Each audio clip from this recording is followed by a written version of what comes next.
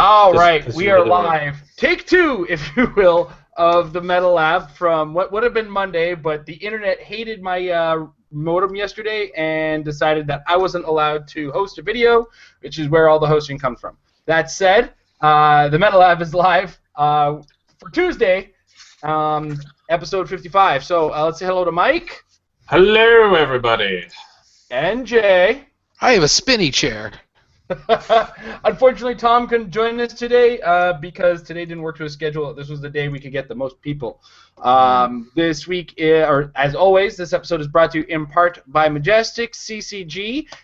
Check out their website, majesticccg.com/apex-insiders for their premium site. $3 a month gets you access to some awesome content, including articles written by some really good players, including Patrick Iboko himself, Paris Gordon, Easton Brock, Aaron Cantu. A lot of these players are really, really decorated champions of the game. Josh Ernest, another one. We have Thiago, the national champ from Brazil, if I remember correctly. Mike? Yep. That's correct. Japan. And Mike is actually writing some articles himself. And occasionally, some not-so-good players like myself will be writing articles. Everyone but me. So check that out again, majesticccg.com/apex-insiders for your look at the Apex Insiders premium site. As well, we're brought to you in part by hcatlas.com. Get in, check it out, subscribe now, and you will be able to get access to the Nashville Zombie Apocalypse map. The Gettysburg map is done and gone, and it should be shipped out for those of you who are already subscribed. And for you new subscribers, check out check out hcatlas.com. This month will be Nashville Zombie Apocalypse, and I haven't had a chance to take a look at it yet, but everybody loves a good zombie map, right? Oh yeah. And last, but most certainly not least, we are brought to you in part by hcrealms.com. Great place. Check out the unit section. Check out the forums. Great place for discussion and knowledge of Heroclix. Unit section is probably one of the most useful tools when it comes to building teams. And while you're there, click the shop button. And while you're shopping around, check out some cool Heroclix paraphernalia and Heroclix t-shirts, RLC maps in paper format. And on your way out, type in the coupon code MARRIED to get yourself 10% off of your purchase. Whew. Now, with that all said and done, we're heading into the holiday season where there's less and less to talk about, but of course there's always competition going on. The ROC or the ROC is keeping busy, and this past weekend was in Tulsa, Oklahoma. We have the top 8, courtesy of facebook.com/majesticccg, Majestic's Heroclix rather. And we're going to go over some of these teams and discuss what our thoughts are and implications this may or may not have on the meta. I know if you guys want to hear a more in-depth and less bored version of Mike talking about this, check out 2 Clicks from KO's podcast. The link is in the description below. He was recently on there joining Aaron Cantu on the show. I will shut up soon, guys. Don't worry about it. That said, Tulsa, Oklahoma, let's start with the top 8. 8th place, Dustin Horad. He's got a robot theme team, 2 red tornadoes, the of course uncommon from the main set, recorder number 211, 2 Mark II Spiderbots, and the robot ATA on all of them comes in at 300 points. Jay, let's get your opinion on this team. What do you think, sir? Red Tornado is obviously awesome. There's no doubt about that.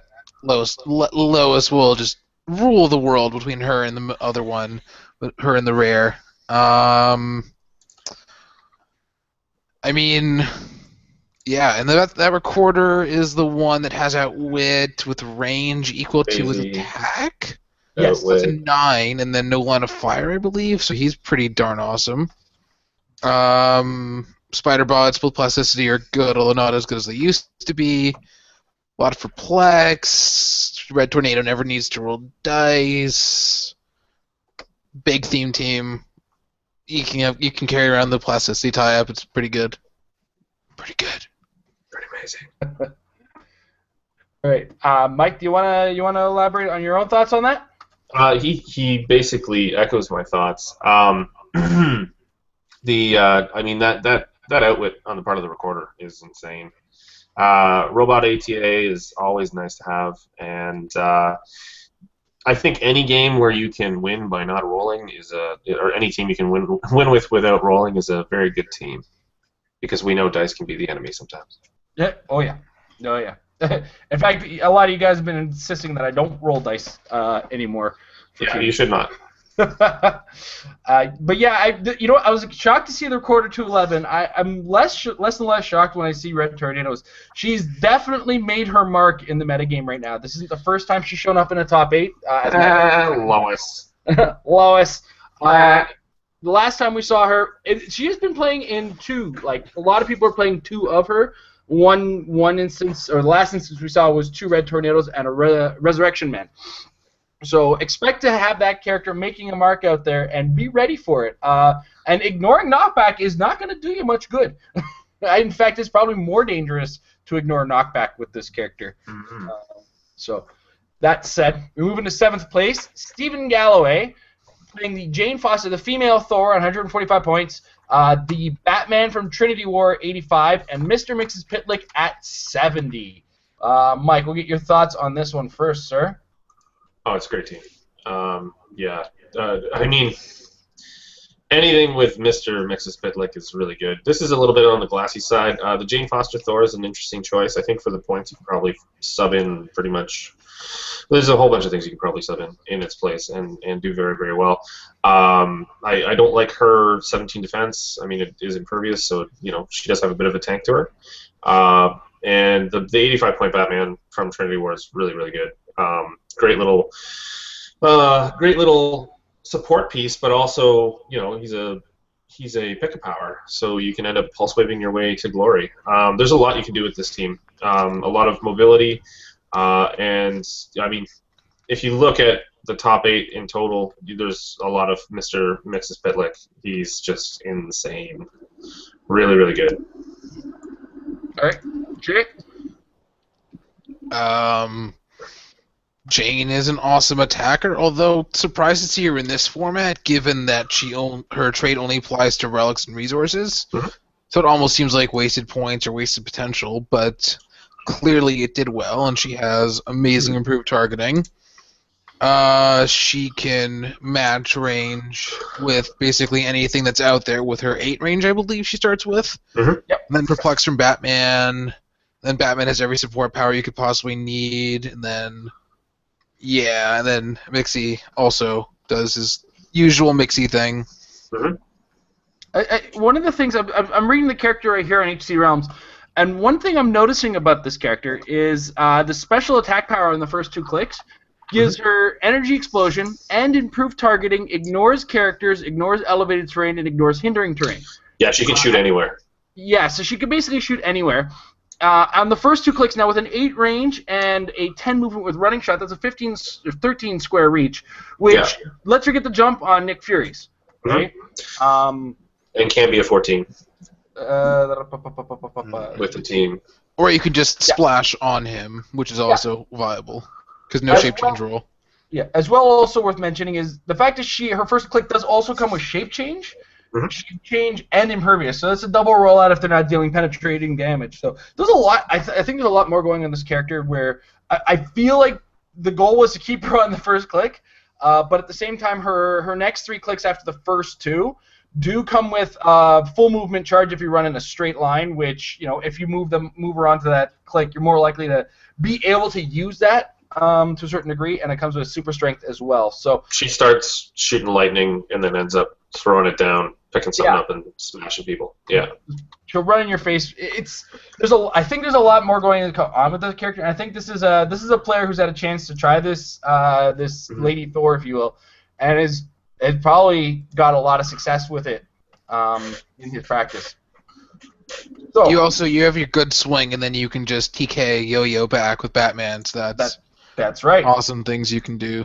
Move yourself back to safety. There's a lot of layers going on there, and Mr. Mix's Pitlick either helps with your extra rollouts if you get them, or helps to make your opponent miss a little more likely. So, I mean, And Batman can pick support now that I think about it. So she can definitely stay alive. There's a lot going on in there that at first glance it's just like, okay, and then you start talking about it and it's like, oh, and there's a lot going on. All right, so next up, Josh Ernest in 6th place has a scientist team that he's actually put ahead of time on the Apex Insiders website, and he's had a chance to talk to us about it. It is Ironmonger 2.0 with the Hammer Industries ATA, a 50-point Hank Pym, and a 50-point Ant-Man, and 2 Weasels.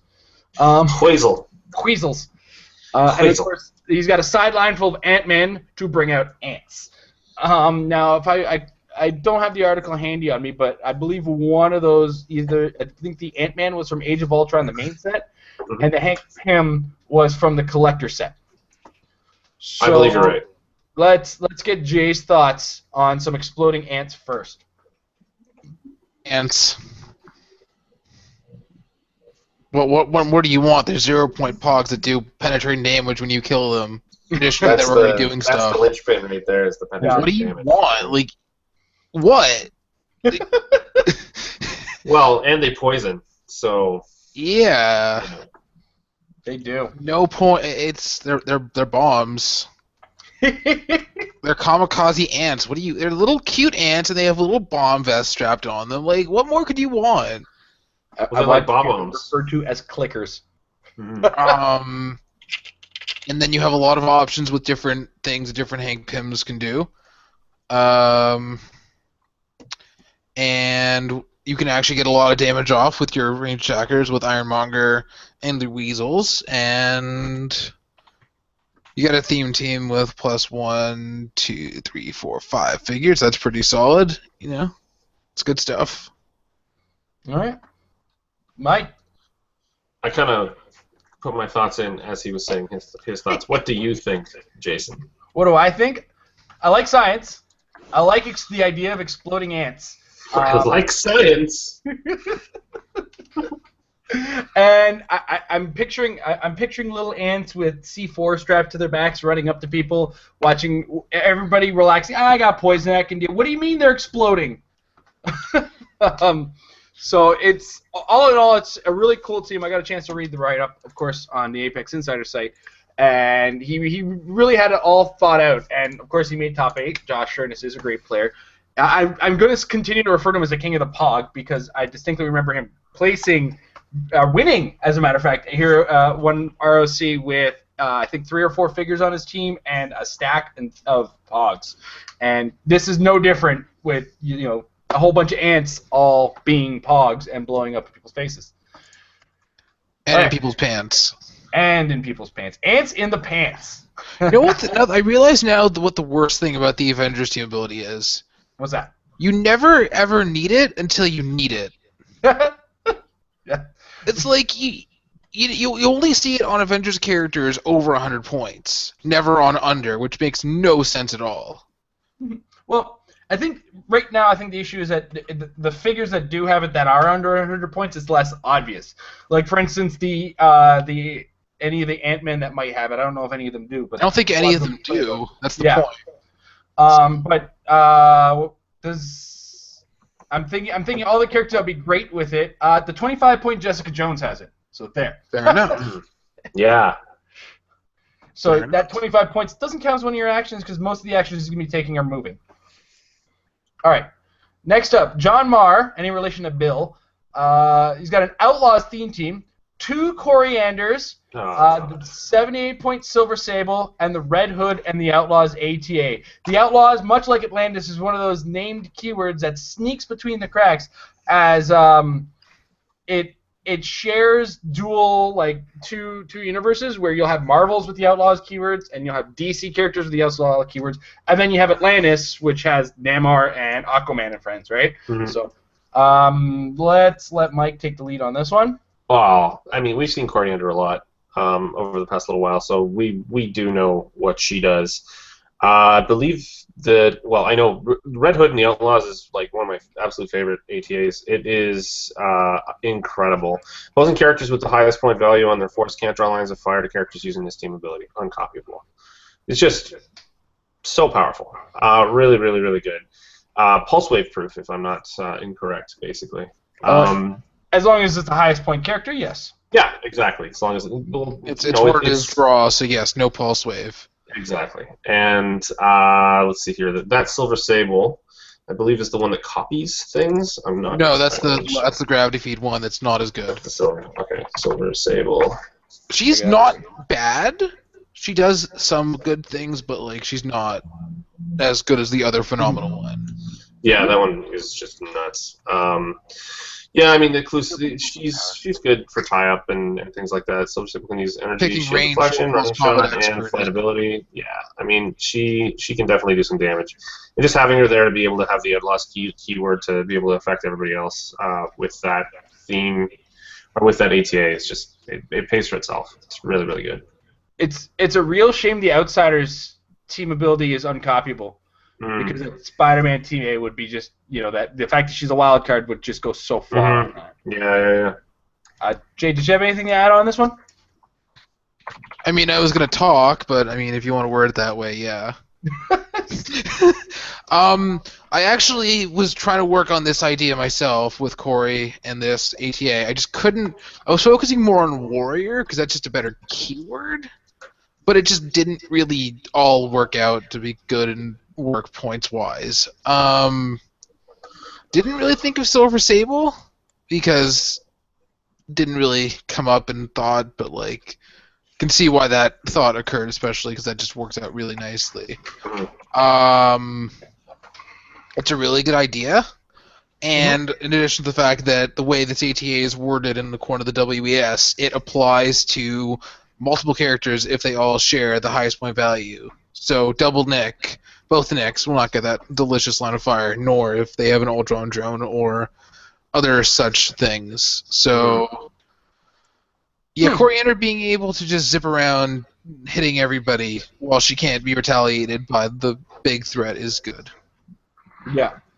And like I was saying a second ago, the Outsiders just go so far, and they haven't curbed the range on it yet. It's not limited in range. It's still a 10 range power.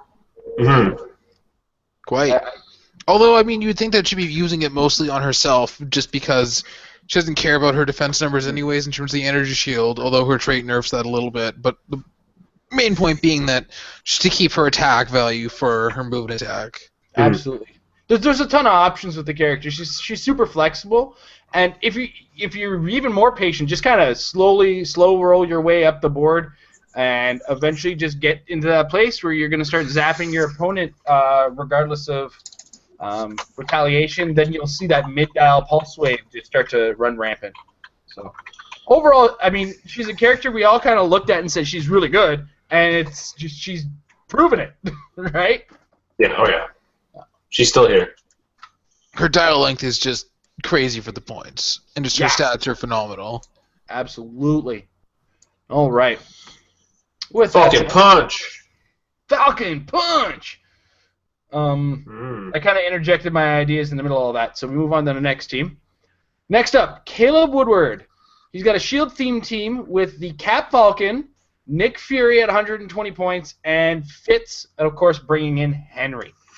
I'm going to take the lead on this one and just point out this is just one of those teams that just does, right? The Cap Falcon is a really good character. Nick Fury is a really good character. Fitz adds to the really good character support level. And, of course, Henry just adds to the damage. The birds act as a little bit of a distraction on the way in and can go pretty far as, like the birds, they're tiny, so they can carry Henry. Nick Fury is, we all know Nick Fury. We're all kind of building with Nick Fury in mind lately. And Cap Falcon is a really strong character with the ability to, at range, kind of protect himself. So overall, this is just one of those teams that's, this is what you would call a balanced team. It's really good. Two heavy attackers, one character to get them out there and support them, and another character who he brings in to make them do more damage. Yeah, it has all the little parts that you really need to just make a team work in general. Nothing's missing. Yeah, absolutely. Jay? Those words that you said were pretty good. Awesome. All right. You said words, and I agreed. I agree. All right, so next up, now this is a weird one. Zach Coffey in third.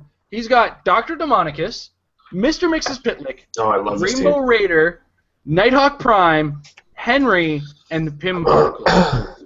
I love this team. this is pretty fantastic. It's actually. amazing. Yeah, it's really good. Okay, Rainbow Ranger, Nighthawk Prime. Just put them aside because we know what they do.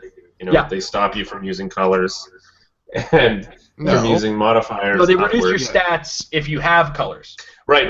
Sorry. Yes, they reduce your stats. So basically, stat reduction and stat cap, so you can't get back up there. And then you've got Henry, who's awesome, and the pin particles. I use the pin in this format. I use pin particles on pretty much every team that I make, just because there's that many points left over. Yeah. And even if you don't end up utilizing it, it kind of makes people think, well, what's that there for?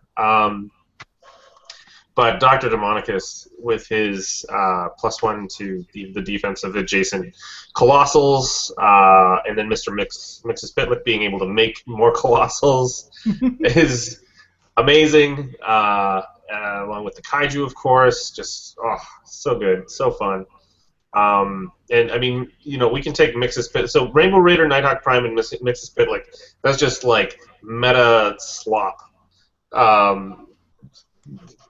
Increasing your chances of winning exponentially, and then Dr. Demonicus to seal the deal, I think is really, really fun. He's really glassy. He only has, I think, 3 clicks or something like that. Yeah, 3 in toughness. Yeah, 3 in toughness. And so you hit him, he's going down. But while he's there, he's doing some fun stuff. And it's a lot of fun. I can see why I came in 3rd. And the combination hasn't really been seen yet. So. It's cute that you can make a Dr. Demonicus monster, make it tiny, and then carry it out with someone else. Yeah, that's awesome. Yeah. Yeah. Hey, check out my pocket monster. And there's gotta catch them all. Wait, we just lost like 3 people. Grew, right? Or Digivolved it? Wait, I'm gonna. I think I tested something similar to this, but instead of Henry and Demonicus, I ended up having Dr. Fate. Which one? The starter set one at 95 points. I was fooling around with ideas, but I understood that Mr. Mix's Pit, like Rainbow Raider and Nighthawk Prime, they're going to upset somebody. That's just soup, man. Like, it's just, yeah, such a miasma of gross. Honestly, if I was across the table from a player and I was playing that, I'd be like this the whole time, not making eye contact. Because you just know you're getting this look from them. I think in your case, you might look to Amber and ask if you can hit him. No. I'd ask if I can hit. If it was across the table for me, yes. Yeah. But what I'm talking about is if I was piling it, I'd just be like, no, I can't make eye contact because I'm just gonna be met with this.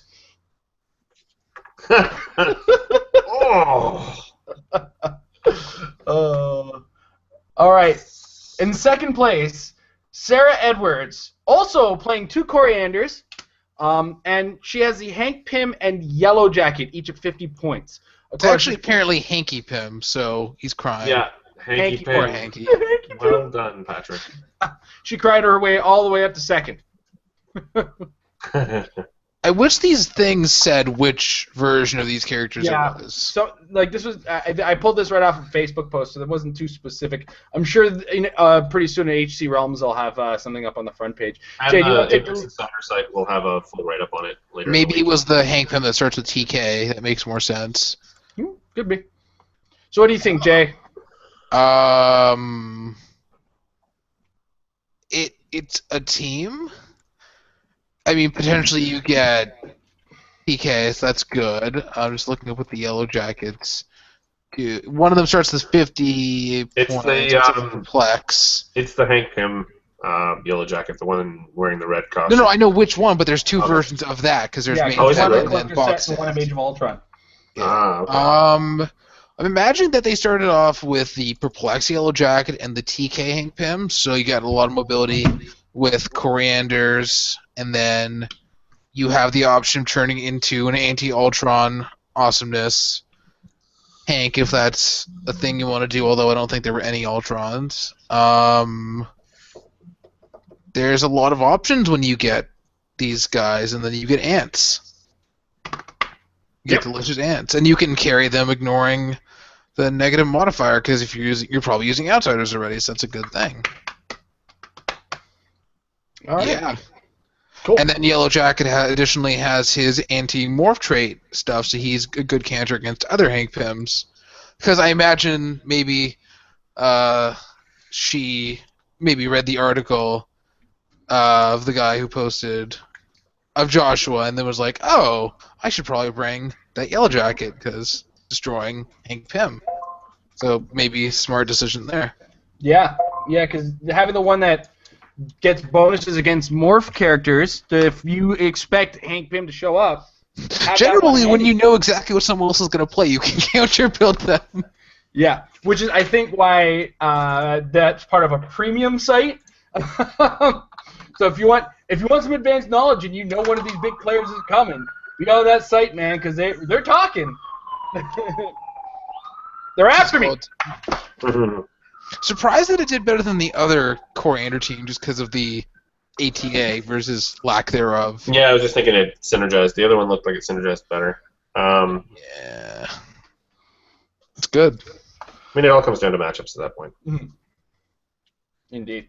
All right. So, in first place, James Chris playing, and I'm not starting with the meat on this one because it's still hard to say. Mr. Mix's Pitlick, a Star Labs tech, there's Pym particles, and rounding it all off, Kingdom Come Flash. He's back. I played this against Tom yesterday when we couldn't get back on. I played this against him, and it was really grossly powerful. Not that you would need to play it to know that, but it's just always fun to actually try things out. This one, I think, a combination of the Pym particles and Mr. Mix's Pitlick kind of go hand in hand in this. I feel like this is a Pym particles that's going to choose not tiny in this case, but I think giant size, so it gets a reach, so that plasticity isn't stopping you. Exactly. Right? And you got the Star Labs tech to make it a fastball special, because we know how that works. that one's the obvious. Throwing bombs. And then, she's got the mid-dial support just in case Flash does happen to get hurt. And he has hypersonic the entire dial, if I remember correctly. Yeah.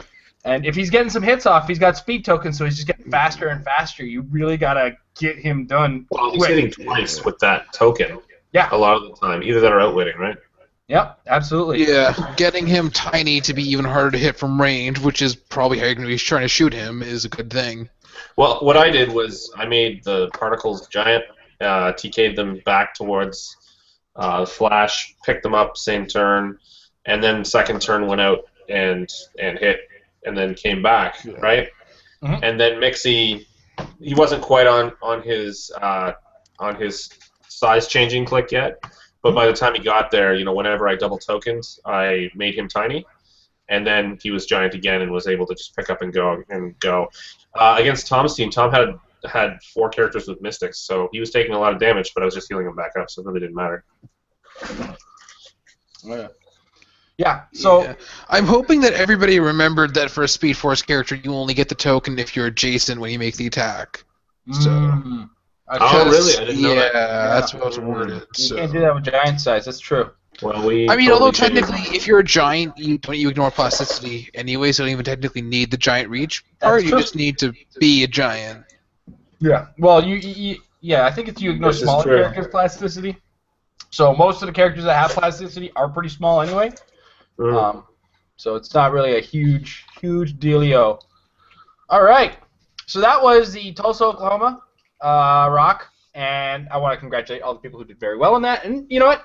Congrats to all the guys who went out there. It's great to get out and get some games in. And sometimes those guys who are out of the bubble also have some teams that are to be seen.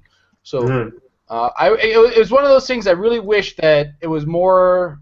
We got to see the whole breadth of what was out there, because sometimes there'll be 1 or 2 things that just kind of snuck under, got some bad dice rolls, could have done with some tweaking, and that we could have gotten a chance to see. Anyway, now that I've gone on at length about that, let's talk about the announcement that happened today, which incidentally made it quite awesome news to talk about today. So I'm going to pull it up right now, and that Don't make excuses. The WizKids Open. Cute. All right. So WizKids Opens are happening, and the big news for us north of the border is, well, we are getting some. let's just get it out there. While participating stores in Latin America and Canada will be revealed in the coming weeks, with Europe following shortly after, WizKids Open's 2016 locations include, and we have Modesto, California with Battlegrounds Games, Orlando, Florida with Coliseum of Comics, Chicagoland Games at Chicago, Illinois, Games and Stuff, Glen Burnie, Maryland, Eternal Games, Warren, Michigan, I'm hoping I got that right, Highlander Games in Boontown, New Jersey, Millennium Games in Rochester, New York, Dragon's Lair in Austin, Texas, Olympic Cards and Games in Lacey, Wichita? I don't know what WA is. I apologize to our neighbors to the south. And players should register immediately, as WizKids is going to be giving away significant prize packs to players chosen randomly for those who have pre-registered for the U.S. events by January 15th. Also worth noting that they already have the WES page up there. Well, I happen to have that open, and let's talk about what's going down in the WizKids Opens this year, and we're going to get everybody's thoughts as I go through. So the first things first is the pre-registration giveaway, and that is a random player who pre-registers for Heroclix, Dice Masters, Star Trek Attack Wing, or D&D Attack Wing Regional Championship event will win a huge bundle of WizKids products, including 2015 DC Comics Brainiac Skullship, 2015 Mario Heroclix Supreme Intelligence. These are the con exclusive, of course. 2015 Heroclix, so a Felix Faust con exclusive, Doctor Strange con exclusive. For Dice Masters, there's a Mr. Mix's Pitlick 5th Dimension full art card. I haven't seen this card ever, and I'm wondering if I've missed on this. We got a Hulk Green Goliath full art card, a Guy Gardner Blinding Rage full art card, Blink Exile. You know what, I'm going into Dice Masters, and I think I'm the only one in this group who cares about it. I apologize. There's a lot of cool stuff for pre-registering. It's interesting. Yeah. And it's really cool to see that they're giving away this much stuff to people who pre-register. So now, obviously, I think when we hear about the ones in Canada, we're pre-registering like the second we find out, right? For sure. Unlike Nats, yes, for me. Yeah. Hopefully. All right. So next up, of course, is the regional championships. Now, I'm just going to talk at length about the Heroclix regional championships, but when I find out about where they are in Canada, I am personally signing up for the Dice Masters one as well. Hopefully, they're on different days. So it's a player cap of 128 players. The event registration fee is $30. That includes two booster packs for sealed play. This is sealed. Now, as well as 300-point seals, players who advance to the top 8 will be provided with 2 new booster packs free of charge. Players who use these new booster packs to construct a new 300-point sealed team using only game elements contained in the new booster packs. This new team will be used for all single elimination rounds. So that's different from what I understand of what happened in the original WizKids Open. There used to be, you get your packs, and that's what you have for the day. Good luck. Now it's, you got to the top 8, now you got to go again, which is similar to high-level Magic if you go into a draft Grand Prix or anything, or a sealed Grand Prix, where you'll start with a sealed deck, and then you'll go into a draft level, and then another final top 8 draft. If I remember correctly, that may have changed since I played in competitive Magic. So what do you guys think about that notable portion of the format? I'm not a big fan of sealed at that level. Mm-hmm. I mean, this is supposed to be something where, I don't know, where it's more of a, I guess, a meta level of play. Maybe they're trying to be a little bit more inclusive, or maybe they're just trying to move product. I don't know. I'm still going to go. I'll be there. It'll be fun. I don't know how well I'll do, but I will go to Heroclix, period. Yeah, no, it's kind of cool that they made it 2 sets of sealed rather than 1 set of sealed, and that's what you got for the day, as you were mentioning. I think that's kind of neat, but I like the prize down below, but that's not what we're talking about yet. Before Jay gets to chime in there, I just want to kind of jump in with a thought there. Last year, the most recent set that had come out was Guardians of the Galaxy, and all the opens ran nothing but sealed Guardians of the Galaxy. If that trend continues, it's going to be super... No, wait. If these are in February, it could be World's Finest. Now, if the trend continues that the sets are really good in sealed, as far as sealed is concerned, it could be real neat to be using the set, because Nick Fury is a really good balanced set in the fact that you really have to be able to use a lot of characters and know what all the characters going in do. Superman had a lot of strength, surprise strength in a lot of the characters that were in there, if I remember correctly, because there's a lot of small, lower end characters that kind of surprise you with late dials if you paid more points for them. And then there's just a lot of really good solid characters. You could get a really solid build out of 2 packs of Superman, Wonder Woman. So if the pack trend continues and World's Finest continues the trend of good sealed sets, then this could be a really good, interesting tournament and could actually be a good decider on who's really good at sealed. Sorry, so Jay, you can throw in your thoughts because I kind of rambled on that one. I see no problem with high-level sealed, considering that what did Kenny play to qualify for U.S. Nationals? He had like a Toyman and like a John Constantine and a bunch of random stuff. Like, and Shadowlass, I think, is another part of his team. A really good player is going to place and like get in there, unless they get just like garbage pulls that like nobody could win with, which does happen. Yeah.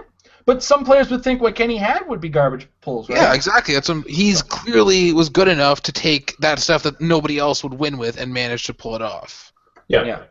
And I also like the fact that you get the second set of packs, so you get less of an element of potentially somebody pulling an auto win and then using it the whole time, as opposed to getting different packs. Right. Although there's been less and less auto wins as time goes on. Like, I don't really think there was anything that qualified as an auto win for Superman and Wonder Woman. Really, no, I mean, Super Doom seemed like a safe play with point defense, but he was an auto win.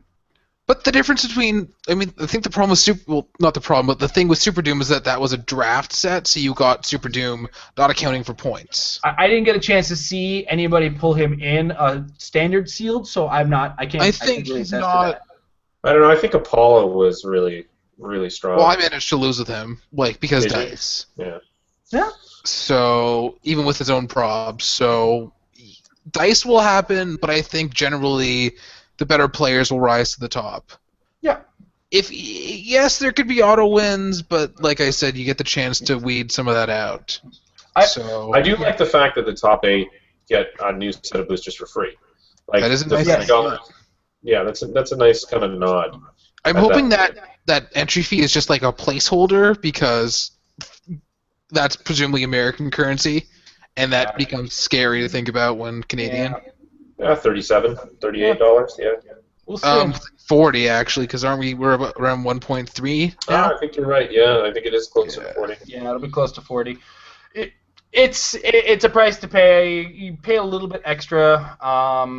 There's a lot of pricing. Yeah, and this is going to be the next part that we talk about. Now, I'm going to start from the bottom here, the top 8, because what happens is, the way this works is the first place player gets everything down here. And they get the top thing there. Yeah.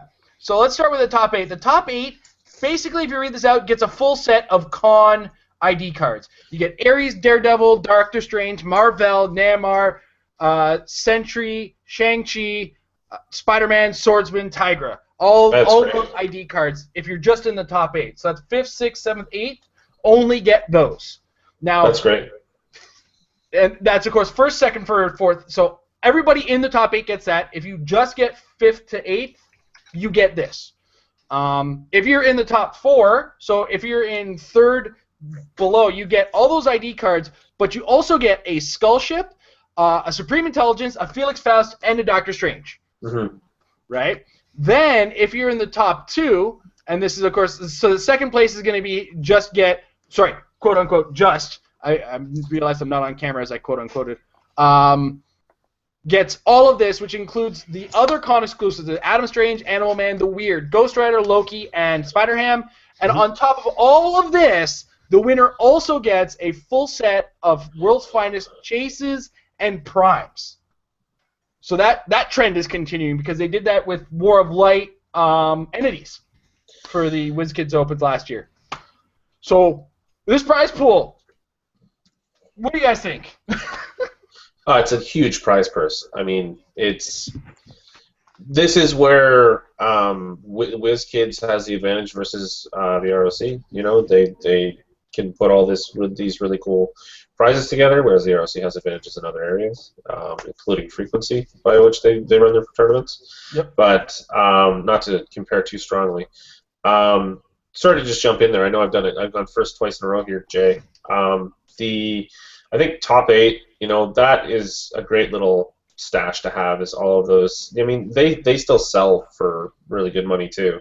Mm-hmm. So if you already have some of them, because they have been out for a while, you can sell them or trade them or whatever. You know, put them in a drawer if you like. It's still really cool. It's a bunch of plastic, and it's very portable. Like, it's a bunch of things, but it's something you can put in your pocket at the end of the day. If you want to walk around and watch stuff, it's not hard to keep track of your things. Yep. Yeah, Jay, what do you think? I think this is a ridiculous prize pool. Considering that, amazing, right? if you played at a battle royale at Worlds or Nats, you would get 1 ID card potentially in a pool for winning a BR. Yeah, Yep. and that was Or $40 if you to were get into Canadian Nats, you have like the sticker things, and that's at least 2 Mhm. events you have to play in to get the stickers to then get the ID. This is crazy. Yeah. Also, Especially if you're in a place that has a lower number of people, as I imagine we will have. Also, let's not forget, worth mentioning, Swordsman, Tigra, Sentry, Marvel. Only those have only been at Salt Lake so far. Yeah, they've only. And they're all really, really good. Yeah, and so when it comes to Canada, expect me to be knocking on the door in early or late December. Just like, have you started yet? Have you started yet? Also, then this is a big change in the format because originally it was just a winner got this, but now we got the national championship qualification, and we have to talk about what the speculation on this now leads to. For every 8 players entered into the event, rounded up, 1 player qualifies for the Heroclix National Championship. For example, if 71 players entered the event, then the top 9 earn qualifications. Now, there's some implications in this. So, like, if there's 32 people, then 4 people, top 4 qualify, in addition to this prize set. If 60 people show up, that number goes up, and so on and so forth. If 128 people show up, that's insane. I don't have a calculator open. Give me a second. 128 divided by 8. That's 16 people if the full 128 show up. So what I have to start thinking about is how big are nationals about to become? Are they increasing the scope? Are they decreasing the number of people who qualify from the day 1 grinders? What is this? What's the speculation on this, guys?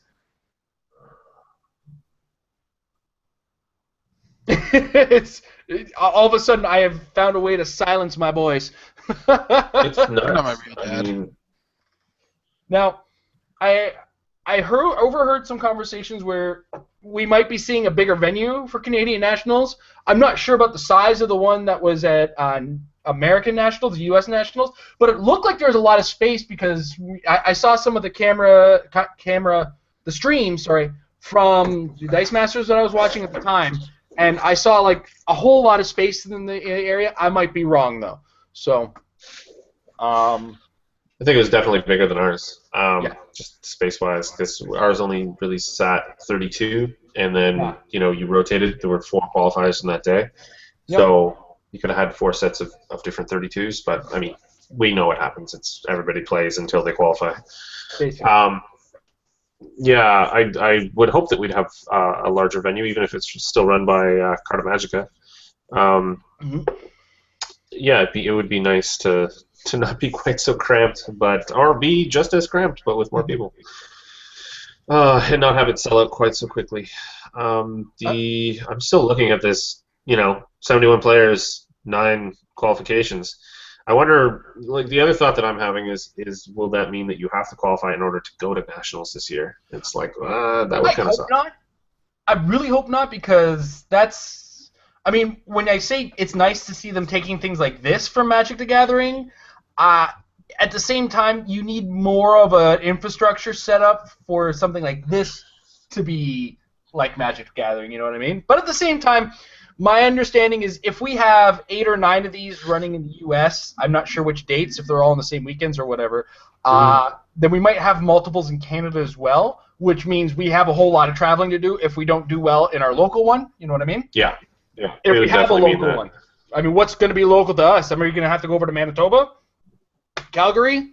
Who knows? Yeah, well, it depends on which stores run all 3 games, right? Yeah. So, all right. So with that said, that's the big event. There's also Dice Masters big event, Star Trek D&D.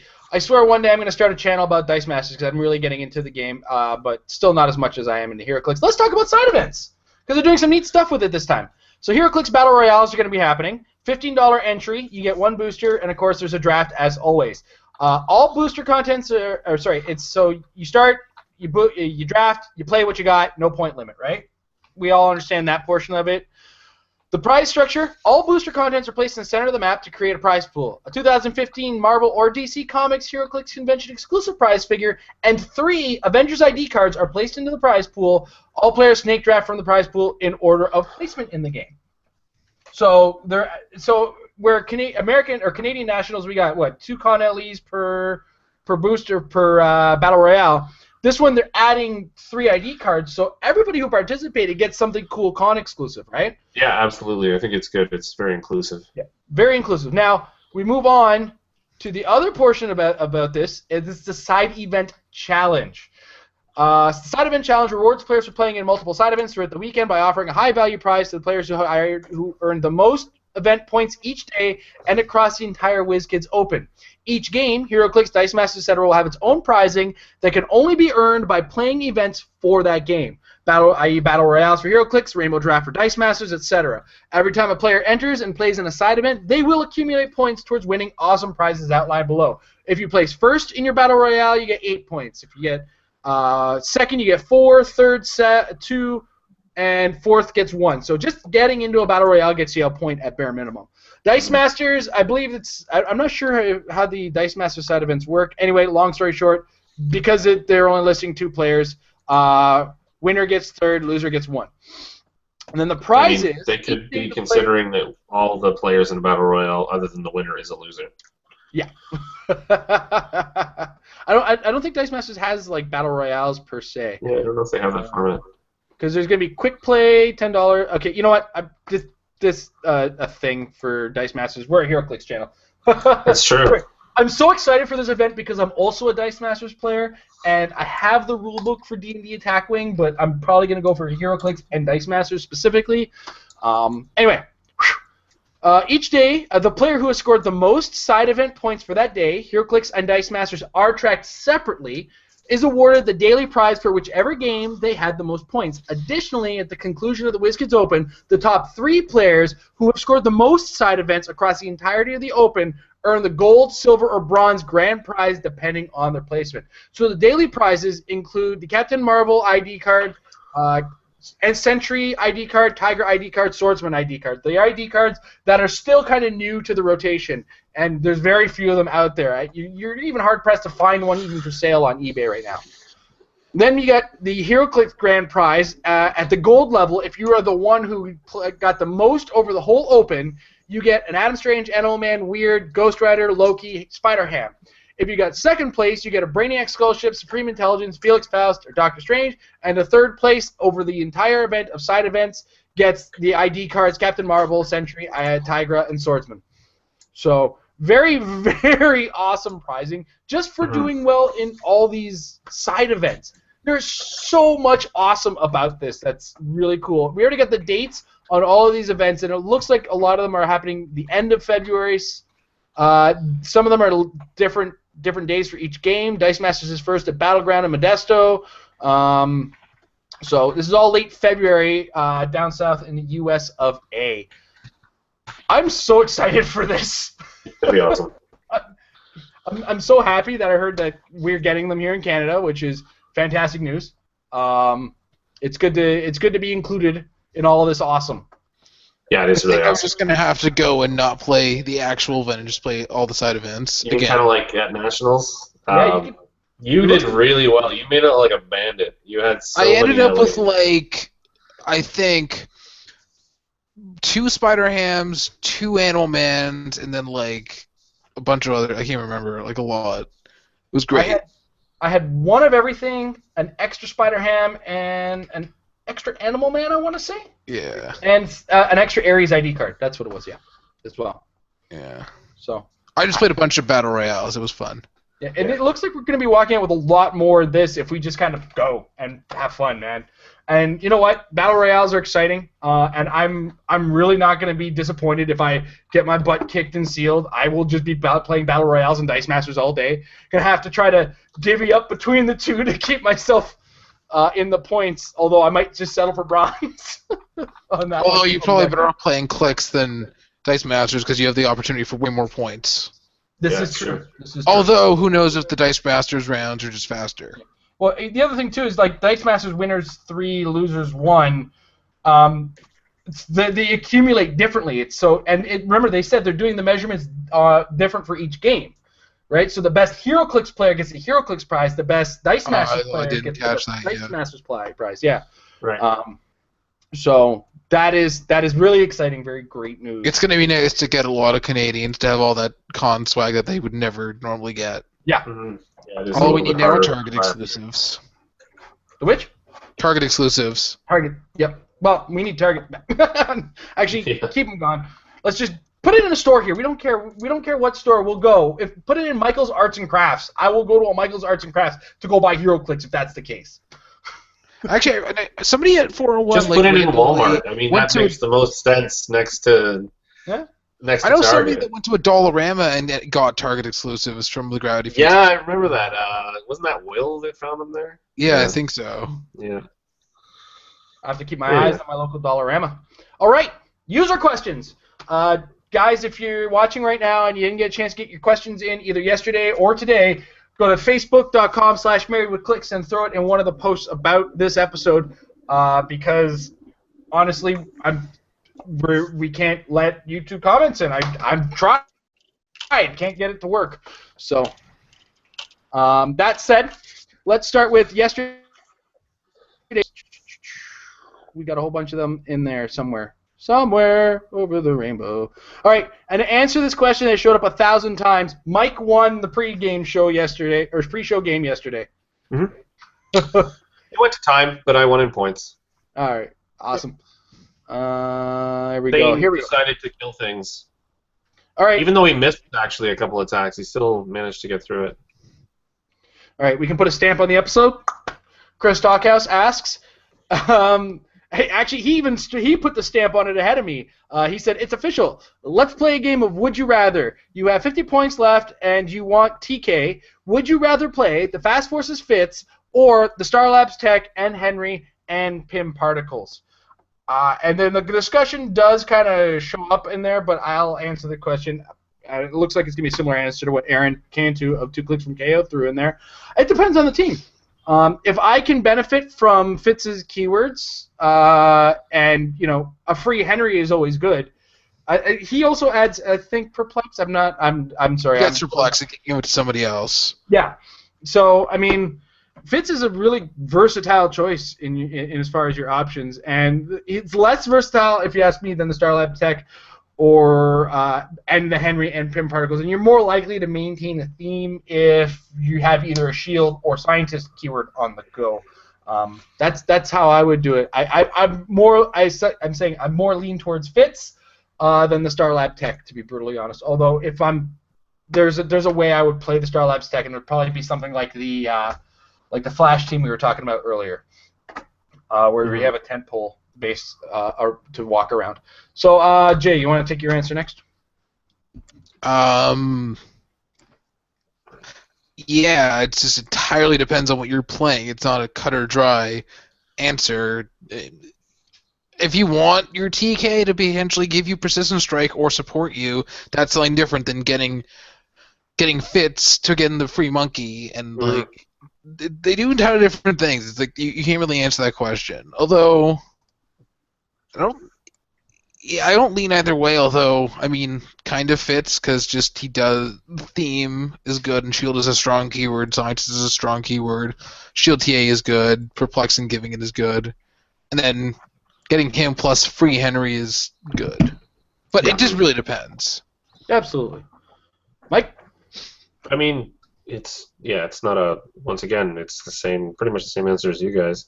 I have used the Lab Tech more than I've used Fitz, but she's been around for longer, so no wonder. Yeah. All right. So that said, Dustin McKinley asks, when you build a team, what are some of the things you think about when constructing? This can be both a meta and casual play question. Also, I hope the YouTube comment section gets fixed for you guys. I think it's just going to be a live issue, and then you guys comment all you want after the show's done filming. Again, it might be even something I have to fix in Hangouts. I haven't really checked that yet. But Mike, you wanna take the lead on this one? Sure. I mean, there's always a system to it. I try to think. Well, a lot of the time it's like, oh, there's a cool new figure. I want to try it out. What am I going to do with it? What does it do? How does it do it? And sometimes it will have been used by somebody else, to win something major, or just have them telling me about it and telling me how cool it potentially could be. So there's the social aspect to it. There's the just the intrigue aspect to it. But ultimately, when I'm constructing a team, I try and take a balanced approach, which is, am I able to take hits with these figures, or figure, depending on how it's going to be piloted? Do I have prob? Yes, no. Well, if no, then I probably should rework the team, although that defies my World Cup team because it did not have prob. Yeah, prob is like, don't leave home without it. It's just something you need. More than one of, preferable. But also, do I modify any stats? Do I have any outwit as well in there? That's another thought, because outwit is very, very handy. But also, is the figure with the outwit only doing outwit? In which case, I would probably not go with that figure, because there are many cases where, characters are unoutwittable, or it's just not as useful. And then I think about Pulse Wave, because Pulse Wave is awesome, and I love it. But also, I try and compare figures, and I think about theme, obviously, and how well the different characters are actually synergizing. So, are there a couple different powers that I haven't used before, a couple different figures, traits or otherwise, that will fit together in a new and interesting way that will make my inner child giggle as I peel someone's face. All right, Jake. Me? Yeah. It depends. Sometimes it'll be a case of want to play figure, does it do good against big main threat? Sometimes it's big main threat is big main threat, how do I deal with it? So, I like to have at least one, I don't like to have one attacker, rather. I like to have at least two or more really solid attackers, because dice are bad and you can lose your figures and just stuff. Got to make sure to have prob, although 25-point atomic just makes that an easy thing to do. Yeah. And it's just a matter of what do I want to build against that helps me do that awesome thing that I need to do against them. And try to get more than one attacker in, because crit misses will happen. And it sucks, but it will happen, and don't want to only rely on one figure. And then, make sure you get your rerolls, make sure you get the utility powers in. And I also like to try and use figures that not necessarily everybody's going to know exactly what they do or why I'm using them. To get the surprise factor in of people not knowing why the heck a figure is on my team at all, and then they realize, but then it's too late. Like playing Blackout, when people are like, oh... Why does he have a lightning bolt on his face? So there is free barrier in this format. I'm a sad person playing Nick Fury. Yeah. I forgot two things, actually, as well. I'm done, so go ahead. There's the gold standard for map choices as well. You have to be able to play your team en route, really, because somebody will bring it at anything major. Not at local casual stuff. A lot of the time you'll never see a map as really, challenging as that can be for certain teams. But I always think about whether or not my competitive team is going to work en route, and then I also think about what is out there. What, like, the Mixies, the Nix, the orange power batteries, etc. How many on average am I seeing, and does my team work against all of these things? So there's elements of probability, in there, and just estimating what I'm actually going to see that's out there, and how well my team holds up against all of that. Well, no one team can handle literally everything. Well, no, but it becomes about probability, right? So it's how many things are out there that this can face, and how often are they being used from what I've seen, right? You have to pick the team that deals with the most things. You're never Exactly. going to get 100%. No, of course not. You can't. But you try. I don't know why, but I'm writing my methodology in computer code right now. Cute. Because you're a weirdo. Such a nerd. You're a nerd. Yeah. Effing nerd. I don't think anyone's ready for this, Jason, yet. I have I guess, what's the word? A tangent question related to this. Yeah. What sort of strategy or twist on your team building do you do that you think is unique or to you, or is more uncommon, and you would think is your extra little twist on things? I like to make people go, That's, I mean, that could be a confused, It can That's be the face that I make after I go to the bathroom, though. Yeah, so. Exactly. Or it could be just I'm going to take a dump on that because I don't know what you were thinking. Who does this? I want people to look at my team and see that I'm somewhat off the wall when I'm building most of the time. A lot of my most unsuccessful teams are teams that were obvious. And my most successful teams are teams that I think I've said this 1,000 times. My best team started as a joke. Where 10th anniversary, had a bunch of guys that promote. Well, you'll never promote them because you'll never hit because they don't have move and attack. Let's give them move and attack and +2 attack. Or nobody will ever use the Central City Police captain. Who's got police? Right? I mean, those are my two most successful teams, and even my 10th anniversary one was kind of iffy as far as success is concerned because there was a 50-50 matchup I didn't realize got made worse with a certain resource. Long and the short of it, though, is I always kind of go with I always start with some figure that I've wanted to use for a while and just kind of work around that. It always starts with a figure. And, I mean, it kind of builds the base of the team. I'm less attracted to the characters who make up more than half of my build because that's just a mentality I have. Usually if I'm traveling to an event, I don't want to just bring 1 or 2 figures for my team or a single figure for my team. I mean, I'm traveling most of the time. I want to use as much of my collection as I possibly can in a reasonable amount of time, right? So that's why oftentimes I kind of gravitate towards a character who falls under 100 points or less, or maybe peaks out at 150 as long as I can build around it.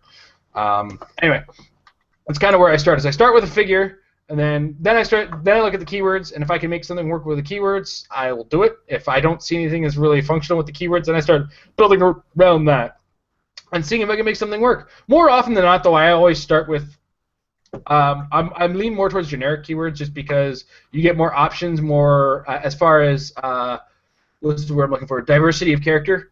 Generic keywords, of course, spread across universes, so I can get Marvel and DC characters in there, and I don't limit myself as much, although I do limit in some cases the scope of how a character works, because martial artists are always, or generally, for the most part, close combat characters who are kind of soft and squishy. In most cases, there are use cases that are outside of that. Then, of course, I'll go from there and say, okay, what can I do to make this work? And as long as it's a versatile keyword, I will work around it. But at length, that's kind of where my head goes. Is I start with a character, look to their keywords. If I can't make the keywords work, just work to make the character work, or work to make a team that works with the character. And then I test the living crap out of it, throw it out, and start making jokes.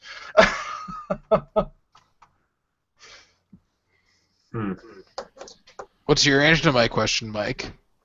Well, I mean, it's an evolving thing. I guess because I'm relatively newish, sort of, not really. I think there's going to be a certain point where you have to stop saying that. Well, no, but I'm thinking about my process, like where I started from, right? And when I first started going to competition, my real twist, I guess, or just driving force on building teams was, will this work against a lot of stuff? And keep it simple, because you got to remember stuff, and you're going to be playing multiple games, so you're going to get tired. So you got to be able to marathon it with this team when you are still relatively new to the game. And then this year it was more about, I want big numbers, and I want to take away stuff on your team. That was the simple kind of line of thought surrounding a lot of my teams earlier in this year. And now with the new format, I've gone for more of a gimmicky kind of, I want some cool stuff to do some neat things and still do a lot of damage and be really tough to hit. But still, if that's taken away, still work on a fundamental basis. So having, I guess more recently, Loki, you can't target him unless you're a deity or mystic. And there are a lot of deities and mystics out there, but he still really works well outside of that, because he has shape change, super senses, and prob, like top dial. Plus he's crazy mind control, yada yada yada. He's Loki and he's amazing, and sidestep. I mean, he's just ridiculous. So when you take away his gimmickiness, he's still at his core a very, very strong piece for the points. Similarly to Thane, for instance. Thane can be a supporter. But if you take that away by using his pulse wave, he still has that crazy psychic blast and reasonable combat numbers to be able to, or combat values to be able to make his way through. In terms of teams surrounding that, I mean, yes, I'm focusing on single characters here, but for instance, that idea with Loki, I had a team where the Jason played against, I'm still working on refining it, was Loki, Lois Lane, and Black Panther. And that's, you can't see me, so sorry. Can't touch this. I remember I made that joke online. It was stupid because you didn't get it. But, hammer time. Anyway. No, you said hammer time and then expected me to gather can't touch this from that, which is a bit obtuse. Dude, it's MC Hammer. I'm a bit young. I know you are. It's true. Yes. I like playing the figures that make my... We're from different generations. It's absolutely true. I like when I play the figure that then makes my opponent want to buy the figure because they didn't realize how good it was. Oh, you mean like Zeren R? I was more thinking of Warlock from Wax from a different time, but also that... Yeah. I didn't even win that game with you. I'm very confused as to how that happened, but No, it's just so cool. I'd never seen it before, and this is just a Golden Age little casual tournament at 401 Games, and Jace playing Zeren R with Penguin in his resource, or as a resource. Zeren R with Penguin resource, Predator on him, and Star Sapphire's Guy Guard. Yeah, exactly. It just all worked really, really well, and I couldn't touch you, and it was very frustrating and fun, and I ended up getting that figure within like 2 weeks from Will. Thanks, Grant Morrison. Yeah, I can't wait to win Jason's common tournament with Bucky or Agent Ward. That's going to be fun. Yeah. Fun commons. Just go and do it.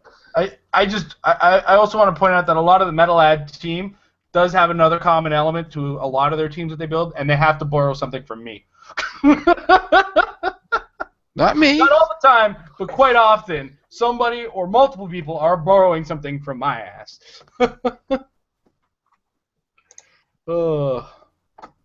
Anyway, with that said, Rick Sasser asks, what's your favorite... Perfect segue into Jay's comment. What's your favorite common piece and why? And that's modern common. Common? Common. Favorite Oh, common piece. God. So does that include your standard of common, like gravity feed and like whatnot, or just straight up common? You know what? Let's just go with set commons and just kind of keep it simple, if that helps. Unless you know what? So wait, we're gonna consider as a common figure from a set, common figure from gravity feed set, a gravity feed figure, a fast forces, or a starter set figure. So basically, your Overall, tournament rules. Okay, yeah. So the 3 levels of commons. Yeah. Who's going first? You go first. I don't know, cause like I don't really want to say a starter figure, cause like that feels different to me. But like, I mean, you pay 15 for a fast force, you get 6 figures, you know what you're getting. Versus you open a pack, you get a bunch of commons, you know what you're getting, probably. Of all time? I don't know. That's a hard question to spring on me. Modern, just modern. Oh, just modern. But that's still a lot of stuff. It's a very similar, well, sort of similar question to what. Let me just skim Clicks. quickly. It almost feels like the same question that my tournament this weekend is well, while these guys think about it, I'm actually running an all-common tournament for a very hefty prize this weekend at the Comic Warehouse as 20 Strathern Avenue in Brampton. It's going to be at 10 a.m. If you happen to be in the Greater Toronto area, by all means, stop by. It's going to be awesome. It's $5 entry. Top 4 prizes include Nick Fury, a brick of Nick Fury, a Black Lantern Anti-Monitor, a Necron, and an Amazon gift card for $25. It's crazy. You're welcome for the segue. Pissed I can't be there. Yeah. And it's your fault that Nick Fury brick didn't go to us. Thanks. What's up? Nothing. I asked. You guys all said yes. Don't you start with I guess since I just mentioned them and they're sitting right on my desk because building, I'm going to pick 2 because they're both really cool. I really, really, really, really love Agent Ward, although he's really far. He is spectacular for the points with his getting an 8. His trait giving Hydra dudes. It's giving. That's main set, right? Well, the only one. He's not in the Fast Forces. Oh, he's not? I thought he was. He potentially has prob if you're playing him with an Agent of S.H.I.E.L.D. field team and whatnot, and then he gives adjacent S.H.I.E.L.D. dudes Hydra. So amazing when you get your +1 range on all your dudes and then -1 defense on the dudes that they're targeting. Gets 8 range, and range combat expert if he's in hindering, which goes with his stealth. So 10-2 range combat expert, 8 range for 55 points. He's just spectacular, and then always has range or close combat expert. Great combat values, great for utility for your team. Awesomeness. Mm-hmm. And then we have Bucky, who is just so flamboyantly dressed. It's delightful. One of the cheaper Invade Your Territory characters, thankfully has improved movement, hindering to go with his stealth, is a wild card, but only for friendly characters with the shared keyword, which is like, okay, sure. I'm probably playing a theme team, so that's fine. And then it starts with Blades and Empower, 10 and 2, and Stealth for 45 points. Picks up Precision Strike, 10 and 2 still, and then just goes into Awesome Support and Defend. So it's just like he does like so many different things for the points, and it's just really awesome. And then at the very bare minimum, Invade Your Territory for 45 points is just stupid good. Mm-hmm. And I will be playing both those characters at Jason's tournament. Spoiler alert. All right, Mike, did you make a decision? Oh yeah, I got 3 right in front of me here. This guy asked for 1. Well, I'm gonna give you 1 from each of the categories. Oh God. Yeah. So Fast Forces Atomica, just crazy, amazing. Everybody knows about it. Probability control for 25 points. Plasticity not as good anymore 'cause she's tiny. But 19 defense, and the way I was playing her back in the day, she was really meaty and horrible, and really actually cost 50 points. When you put an entity on her, essentially doubling her points, it's just... She was amazing in that form, like incredible. Current favorite from the comments is Superman Wonder Woman's hat. P.E.K.K.A. Power for 45 points is absolutely insane. And his combat values aren't half bad to begin with. But yeah, I mean, even if he goes down, he's obviously not your main attacker. And then from the Gravity Feed, Green Arrow, because he's Green Arrow. I mean, this is Justice League Trinity War number 208. Green Arrow, 12 attack, 135 points, 12 attack. He has the trait, which Green Arrow starts the game with 6 arrow tokens on this card. Give Green Arrow a free action, remove 1 token from this card, and he may choose one of these powers or abilities to use until his next turn. Energy Explosion, Incapacitate, Penetrating Second Plus, Smoke Cloud. Improved targeting ignores elevated terrain, or improved targeting ignores blocking terrain, so shooting through walls, which is incredible. And that's how I used it most of the time, just depending. When range combat attack resolves, any blocking terrain along its line of fire target is destroyed, literally shooting through walls. He also comes with improved targeting, ignores hindering terrain, and ignores characters. So you can pretty much shoot out anybody anywhere. And then top 3 clicks have running shot and stealth. When he uses running shot and actions resolve, you can use sidestep. So he's running up, he's shooting you, and then he's ducking behind cover, along with precision strike and combat reflexes. So he's just crazy good. And triple target, not to mention. Yeah. The end. All right. I just went with one, and it's the Gamora 001 Galaxy set. Yeah. 55 points. She's a bargain. And she's got charge with 9 movement, 10 attack, precision strike, 17 defense with combat reflexes, and close combat expert on just her first click. And she's got a 5 range. I can't tell you how many blank stares I got when I've actually shot with this Gamora after they cleverly outwitted my charge. So it's like it's one of those situations. If they're not really paying attention, she's gonna get you. Anyway, that's my favorite comment. So we move now to the next question, which I seem to have lost track of all my questions. What kind of amateur operation am I running here? Mickey Mouse outfit. I know, eh? Jeez Louise. All right, next up. Charles L. Franklin. What is the most scary part of turning pro, and how did you get into the game of Heroclix? Okay. Pro is a really... I saw this question yesterday, and I had to look up the definition of pro. None of us make a living playing Heroclix. And none of us really have any kind of certifications in Heroclix, so none of us really collecting a salary. If you technically want to say a pro is somebody who's been paid, the only pro we have on our team is Mike. I mean, the closest I've been to pro was when I played Magic and Versus for a while, and it kind of paid for itself with my competition in the day. But anyway, that said, when did we get competitive? If we put it that way, I've been competitive from the get-go because every game I play, I want to play tournaments if they're available. I like competition. I love getting into it. And I've been at Heroclix since Infinity Challenge, so I've been there the whole time. And I got into the game because I had just left my job at Games Workshop and heard that the game existed and decided I was going to play it. And it was also a ton cheaper. That's kind of my rant on that. Mike, what got you into competitive play? And how'd you get into Heroclix? Well, I'll answer the second part first. I made a website for a comic book store. They, as most comic book store owners know, funds can be a little tight. So half of it was store credit, and I used it all for Heroclix because I saw some guys playing in the back and it looked really fun.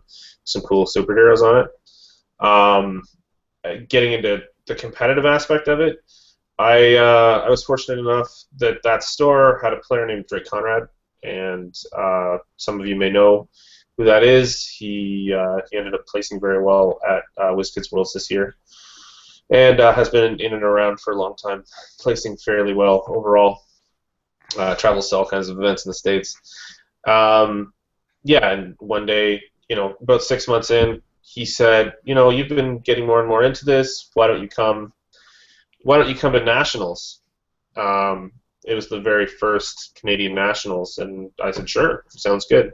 And so we traveled together to Nationals, and I ended up coming top 32 and getting beaten by Kevin Afruz, who actually taught me a lot during that match.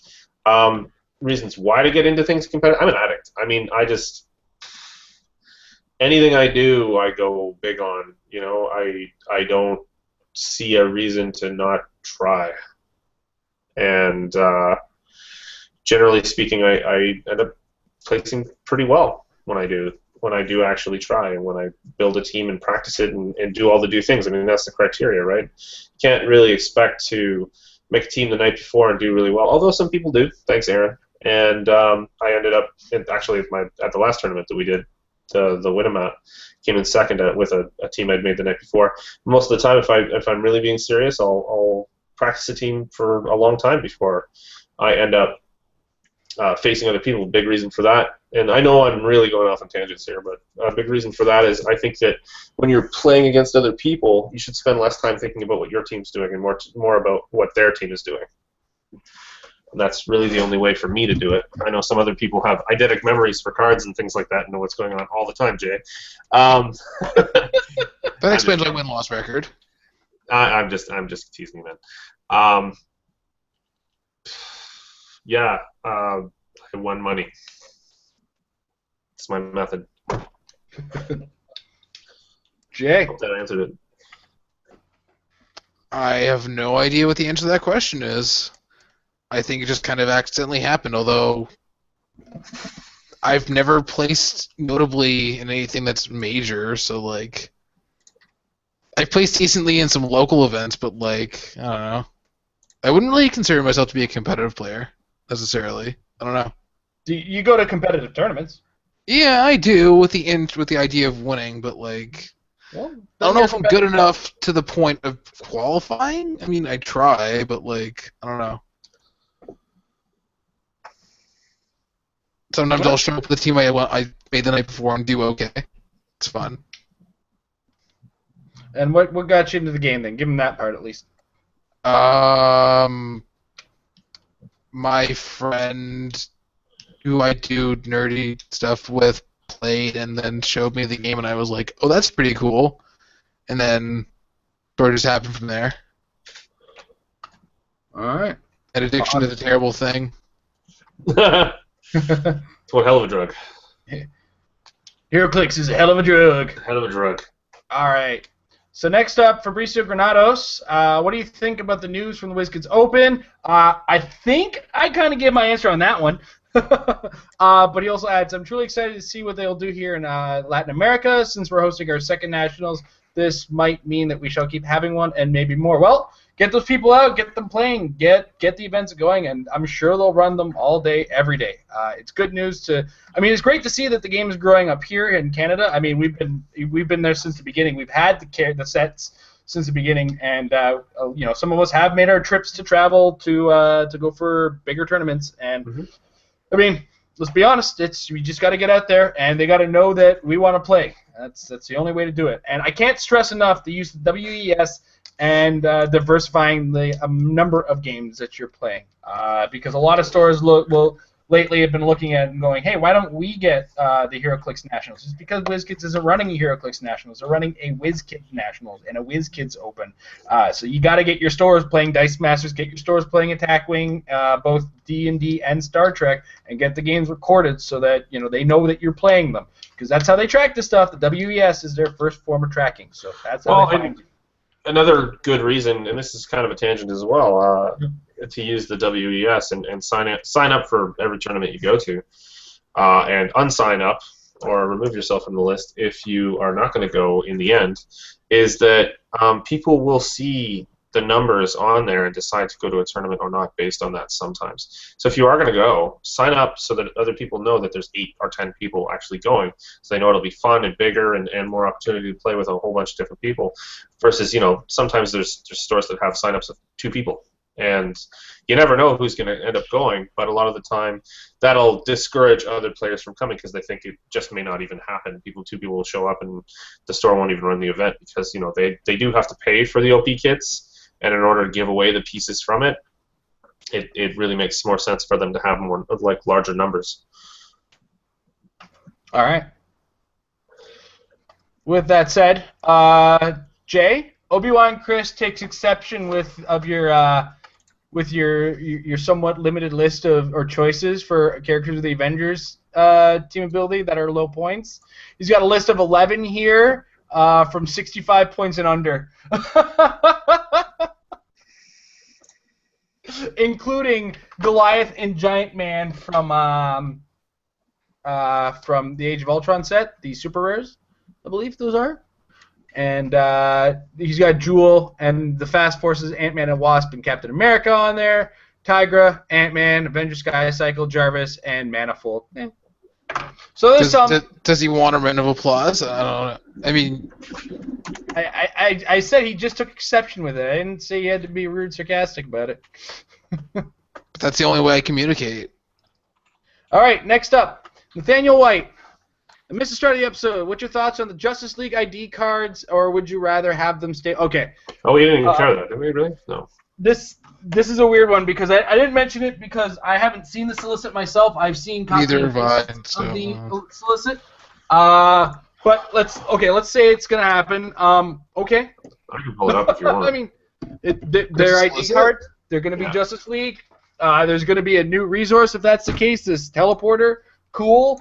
I take no exception with it. I mean, having it Marvel and DC, it just means they're out of ideas, I guess, for a resource or something like that. They need a DC resource because there isn't going to be a major DC event coming up, as we won't see we're seeing Civil War as the next slot, as they call it, or SLOP, storyline OP event. So yeah, it's cool. I'm cool with it. I have no problem with bringing in a Trinity War Batman, choosing a power, and then seeing him into the night. I have the solicit in front of me right now. And it's real? Yeah. All right, cool. So it's real. It's nice that this one is going to actually come with things as opposed to The Rock, where, like, if you're... Yeah, I mean, you might not necessarily get enough to play the thing. So... Yeah. So the DC Comics Heroclix Justice League teleporter resource allows players to utilize the Justice League ID cards, including the DC Comics Heroclix World's Finest Booster Bricks. Includes exclusive Justice League ID cards for Martian Manhunter, Wonder Woman, Green Lantern, and Red Tornado, if you haven't read that already. There's no modern Red Tornado as far as like the actual Justice League. And World's Finest is coming out. The note is customers who pre-order a case of DC Comics Heroclix World's Finest Booster Bricks will have their opportunity to purchase one of the DC Comics Heroclix Justice League teleporter per case purchased. So yeah, you gotta pay for it, which is fine. Just because the ID card exists doesn't mean that they're gonna make a modern figure that has it. Like, look at a lot of Avengers ID cards. Oh yeah, I agree entirely. There's still no Moon Knight, no Ares, no Sentries, so I think that'll change soon. It'll change, but like it's when, right? Yeah. And how relevant will they be at that point? Pardon? I think most of the ones we don't have will probably show up in Civil War. Yeah. I think Sentry was around for Civil War. Yeah. My point is just more that like you can get excited about the ID card all you want, but if there's no figure for it, it's not really useful. Yeah. Absolutely. And that is a fact. But now I don't know. I like pretty things that come in plastic form and I can hold in my hand. Although it's funny now that I think about it, because the one Martian Man. Sorry. Oh, that's not technically true because we have the con. Never mind. Because I was gonna say that we had a JLA one and we're gonna get a White Lantern, but we don't have a Justice League. But we still don't have the con, who is still holding in there in modern. Yeah. Anyway.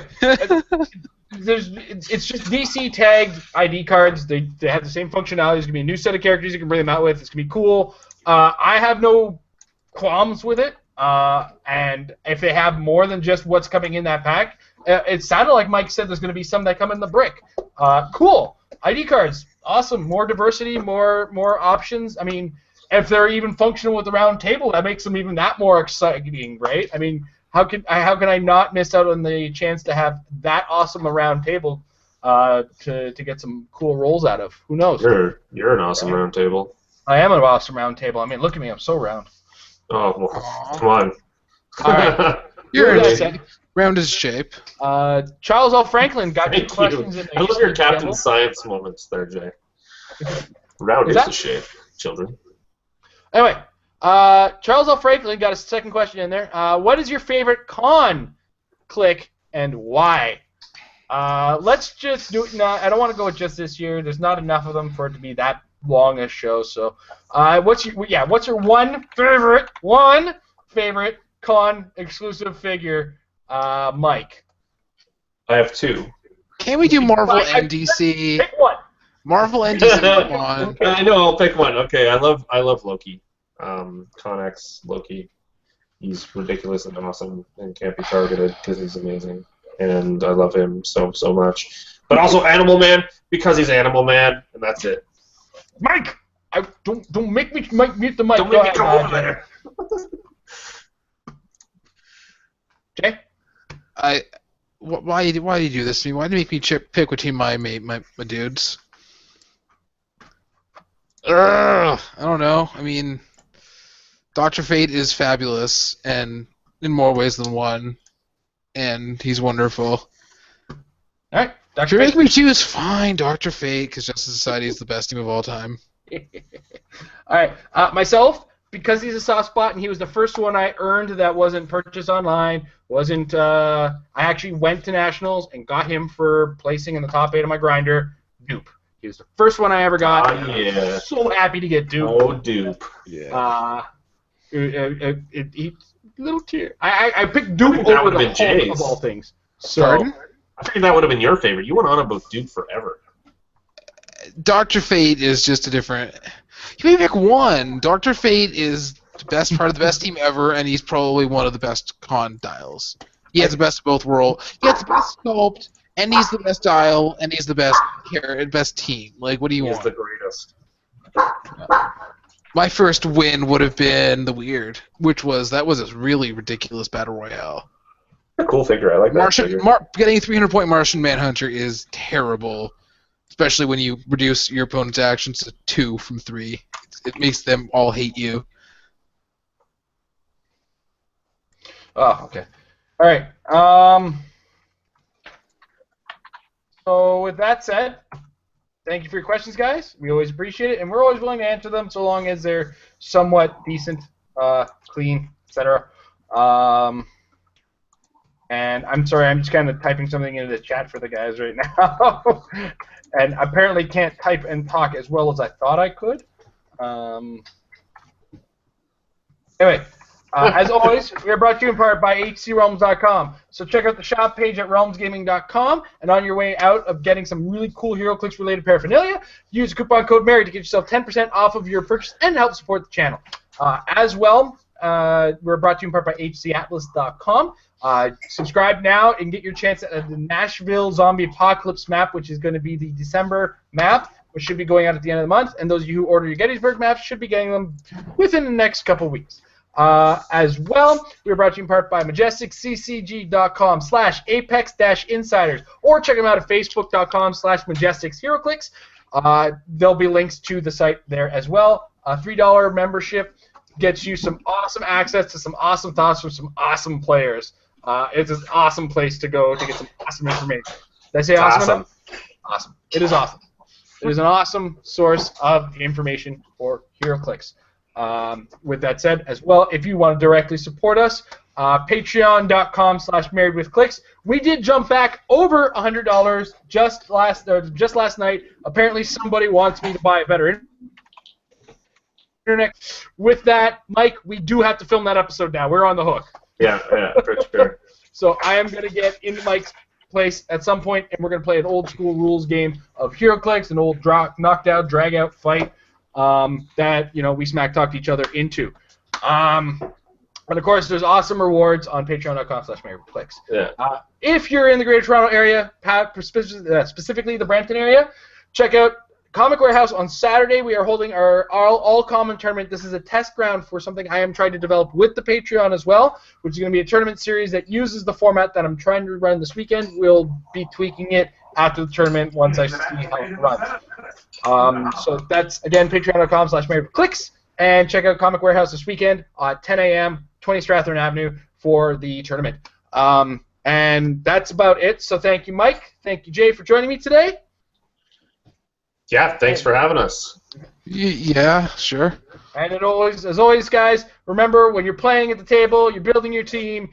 It's not great, but you do need a little. It's great, but you do need a little bit of practice, because practice makes your team better. And you guys all have a wonderful evening. Oh yeah, and come to Wizards Cash on Wednesday for our Bizarro tournament. Starting at the end of your dial, going backwards. 300 modern, I believe. Check the WES for the details. Have a good night, guys.